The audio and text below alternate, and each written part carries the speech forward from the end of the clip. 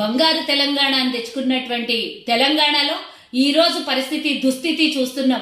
ఒక వారం 10 రోజులు వర్షం పడితేనే అల్లకల్లోలమైపోతున్నటువంటి రాష్ట్రము 1,00,000 కోట్లతో 1,30,000 కోట్లతో నిర్మించినటువంటి కాళేశ్వరం అక్రమ కట్టడాలు, అందులో నాణ్యత లేనటువంటి కట్టడాలు, అవినీతి ఇంత విచ్చలవిడిగా జరుగుతున్నా కనీసం ప్రశ్నించే గొంతులకు కానీ, కనీసం మాట్లాడే వాళ్ళకి గొంతు నొక్కేయాలని ఈ ప్రభుత్వం చూస్తున్నటువంటి విధానాలు మనం అందరికీ కళ్ళకు కట్టినట్టు కనబడుతుంది. కనీసం ఈ రోజు వరదల్లో మునిగిపోయినటువంటి గ్రామాలు, ఊళ్ళు, ఇండ్లు, ఎన్నో కుటుంబాలు ఎన్నో రకాలుగా నష్టపోతున్నటువంటి వ్యవసాయదారులు, రైతులు, పొలాలు అన్ని నట్టేట నీట మునిగిపోతున్నా కూడా ప్రభుత్వం నిమ్మకు నీరెట్టినట్లు కూర్చొని తమాషా చూస్తుంది. గడిలో కూర్చొని గడిల పరిపాలన చేస్తున్నటువంటి ముఖ్యమంత్రి ఫామ్ హౌస్ల నుంచి బయటికి వెళ్ళాడు.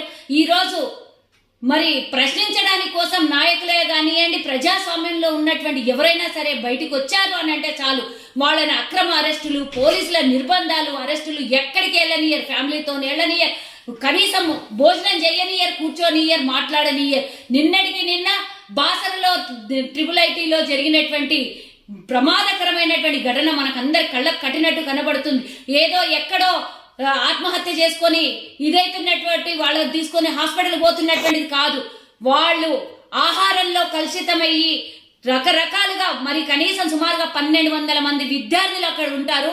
అందులో సుమారుగా 300 మంది విద్యార్థులకు మరి కలుషితమైనటువంటి భోజనం చేసి ఫుడ్ పాయిజన్ అయినటువంటి వాళ్ళ విద్యార్థులకు ఈరోజు ICUలో ఎంతో మంది, అంతేకాకుండా 300లకు పైగా అనారోగ్యానికి గురైనటువంటి వాళ్ళకి ప్రభుత్వం ఎలాంటి చర్యలు తీసుకోదు, ఎలాంటిది మాట్లాడదు, ఎలాంటిది కనీసం భరోసా ఇయ్యదు.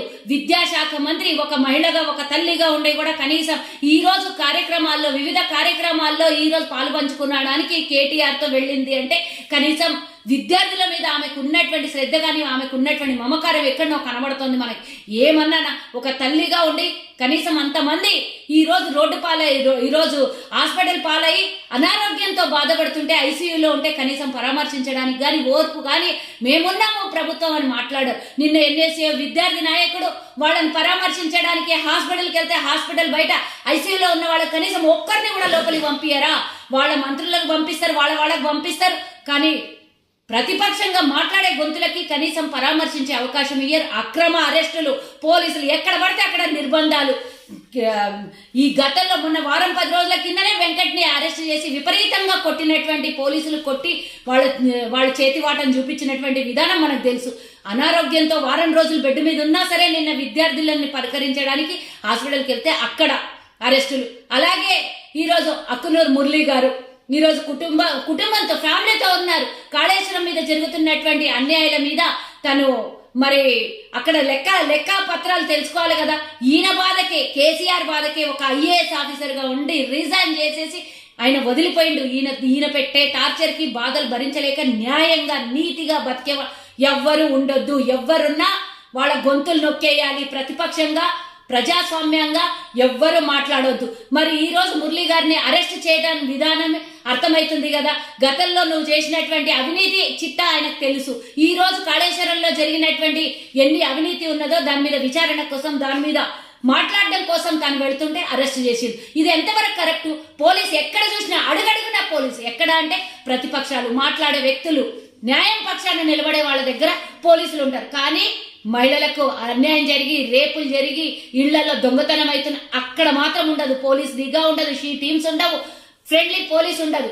ఫ్రెండ్లీ పోలీస్ అంటే ఈ రోజు నిర్బంధము, అక్రమ అరెస్టులు, కేవలం కేసీఆర్ చేతిలో కీలు బొమ్మలుగా మారినటువంటి ఈ పోలీస్ యంత్రాంగం దీన్ని ఖండిస్తోంది కాంగ్రెస్ పార్టీ.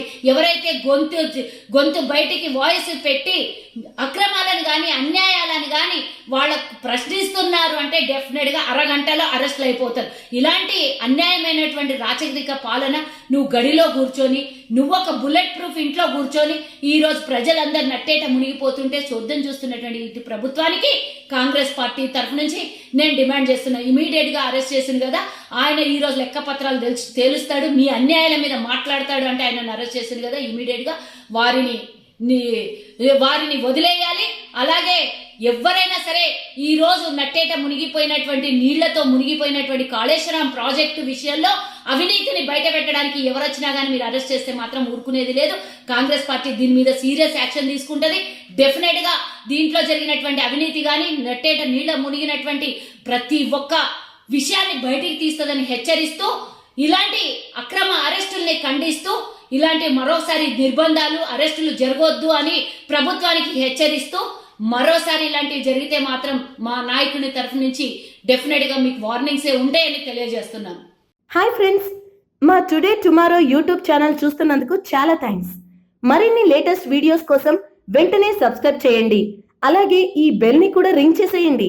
మా నోటిఫికేషన్స్ అన్ని మీ మొబైల్లో వస్తాయి. అలాగే మా వీడియోస్ మీకు నచ్చితే లైక్ చేయండి, షేర్ చేయండి, నచ్చకపోతే కామెంట్ చేయండి.